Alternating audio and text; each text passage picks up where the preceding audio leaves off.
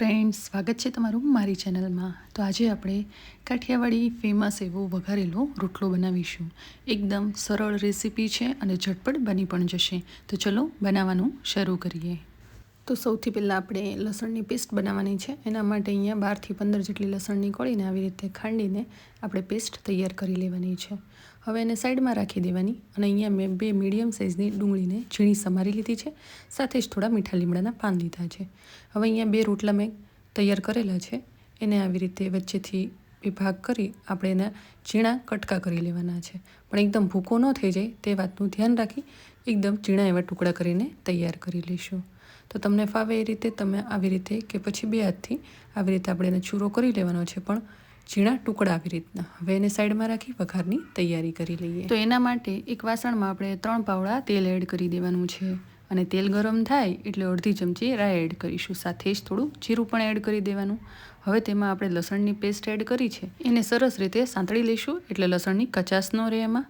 હવે એમાં આપણે જે ડુંગળી સમારીને રાખી હતી એને પણ એડ કરી દઈશું અને મિક્સ કરી લેવાનું છે। હવે મિક્સ કરી લીધા બાદ તેમાં આપણે થોડાક મીઠા લીમડાના પાન એડ કરી દેવાના અને એક લીલું મરચું સમારીને એડ કરી દેવાનું છે। હવે ડુંગળી સરસ રીતે ચડી જાય એટલે ચપટીક મીઠું એડ કરીશું અને મિક્સ કરીને 3 થી 4 મિનિટ માટે ડુંગળીને સરસ રીતે કૂક થવા દેવાની। હવે આ ડુંગળી સારી રીતે ચડી ગઈ છે, તો હવે એમાં થોડુંક અમથું આદું આપણે આવી રીતે છીણીને એડ કરશું, જેથી વઘારેલો રોટલામાં સરસ એવી ફ્લેવર આવશે અને રોટલો નડશે પણ નહીં। હવે આ સમયે આપણે મસાલા એડ કરશું, તેમાં અડધી ચમચી હળદર અને થોડીક એવી હિંગ એડ કરીને મિક્સ કરી લેવાનું છે। ત્યારબાદ આમાં 1.5 ચમચી મરચું એડ કરીશ। મરચાંનું પ્રમાણ તમે તમારી રીતે એડજસ્ટ કરી શકો છો। હવે તેમાં 1 ગ્લાસ જેટલું પાણી એડ કરશું અને એને એક ઉકાળો આવે નહીં ત્યાં સુધી મીડિયમ ફ્લેમ પર ઉકળવા દઈશું। તો આ ઉકાળો આવી ગયો છે, હવે આપણે જે રોટલો કટકા કરીને રાખ્યો હતો એને એડ કરી દઈશું અને મિક્સ કરી લેવાનો છે। તો મરચું એડ કરતી વખતે વઘાર બળી ન જાય તે વાતનું આપણે ખાસ ધ્યાન રાખવાનું છે। હવે આ રોટલો તમે જોઈ શકો છો કે થોડોક ડ્રાય લાગે છે, એટલે આપણે હજુ એની અંદર અડધી ગ્લાસ જેટલું પાણી ફરીથી એડ કરશું। હવે સારી રીતે મિક્સ કરી લેવાનું છે અને આપણે મીઠું એડ કરીશું।